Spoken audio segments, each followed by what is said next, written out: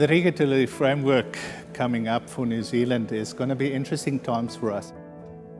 Initially, obviously, there's going to be a focus on the water quality aspects, but at the same time, we've got this looming future liability that's hidden underground. So we need to understand how we're going to meet the level of service expectations from a water quality perspective, and at the same time make sure that we reinvest in the infrastructure side of the thing so that we've got sustainability in our network moving forwards.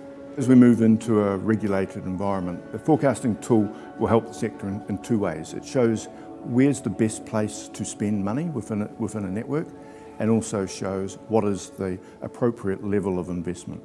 And more importantly, it shows the implications of different levels of investment. The National Data Portal is part of Building Innovation Partnership Theme 1, and it is an attempt to bring together all of the data for the underground utilities in water. So that's the pipes, the valves, the chambers.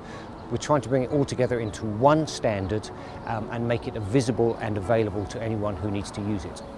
It's really hard for councils to make decisions. The pipes and the valves and the chambers, they're all underground, they're invisible, and it costs a lot of money to actually find the information, collect the information. So when we can put it all together, we can make much better decisions on large data sets. With subsurface utilities or water assets, we normally use risk-based models, and those risk-based models are used to make decisions on the frequency that you inspect your pipes. So a pipe that has a higher risk to the water network would be inspected more frequently than a pipe that has lower risk. Dunedin City Council, we were seeking a way to demonstrate to our councillors and community the tangible change between cost inputs into our network renewals program and the level of failure and that sort of thing that we're having in the network. That had proved a really hard conversation to broach. We couldn't put facts around it, we couldn't put a level of detail around it that gave our councillors and community confidence that we were talking sense. The IDS water model took us from a space with our community where we could actually have a meaningful conversation about cost and risk and what a likely investment profile might do to the level of failure rates in the water mains, or vice versa, how we could potentially take those rates down by investing a bit more money. Over time, the model even prompts you where the biggest data needs are to go and collect, and it becomes a self-learning model that expands over time. It's quite user-friendly, it's quite easy and quick to be able to work out where your inputs and outputs are and how those things affect each other.